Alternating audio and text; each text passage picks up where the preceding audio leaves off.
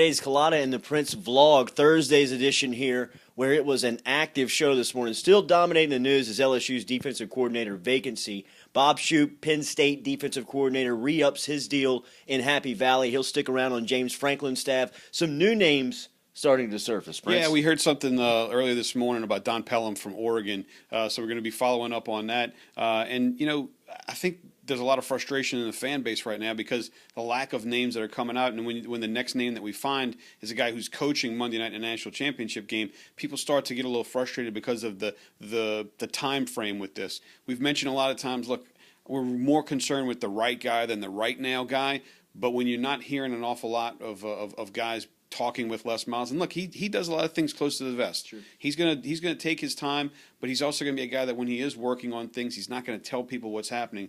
So right now, it's a situation where we're paying close attention to see what's going on with that, because there are recruiting implications with this. And speaking of recruiting, we had Nick Brissett on the show, a guy that I know you've got a very good relationship with as a guy who called the U-High games.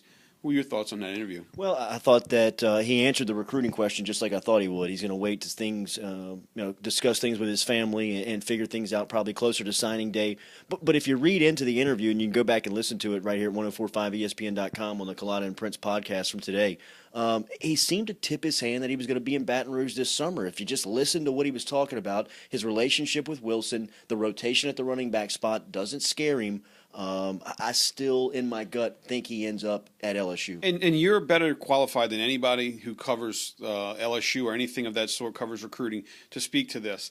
I've always thought that when Nick Brissett says, I don't want to talk about what's happening with this in my recruiting process, it's not that he doesn't want to talk about LSU. It's the simple fact of the matter that he's a private guy. Sure. He's not a guy who's out there on social media every time he's doing something. I tied my shoes, hashtag, whatever. He's a guy that's very private, very comfortable in his privacy, and doesn't really want everything that he's doing out there for public consumption. He's a grown man in an 18-year-old's body, and I'm talking about the responsibility he takes on every day as the family man that goes into taking care of a sick mom. He's got an older brother that's really stepped in and helped him out. But, look, Brissett is a guy that I think deserves the time to peek outside the state, but when it's all said and done, National Signing Day, I think so he ends up with LSU. The defensive coordinator search we've been saying all week since this thing started to accumulate days, Brick Haley and Ed Ogeron, to me, is the grand slam as the days continue to move on. I think we're moving closer to that announcement. Well, I think that what you're looking at here is that the less we know about outside people, the more we're starting to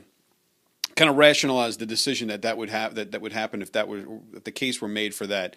I think that it's going to be important for us to follow the next 48 hours, because if Les Miles wants to have somebody on staff for a Monday staff meeting, then Friday and Saturday, he needs to know exactly who that is and have a decision in place by Sunday. You're at 1045ESPN.com now. Click on the On Demand tab to check out Culotta and the Prince, whether it's today's show or sound that we've had before today. Remember, you can hit us on Twitter at 1045ESPN, Monday through Friday, 7 to 9 a.m. He's the Prince. I'm Jordy Culotta. We'll be with you Friday morning for your morning drive.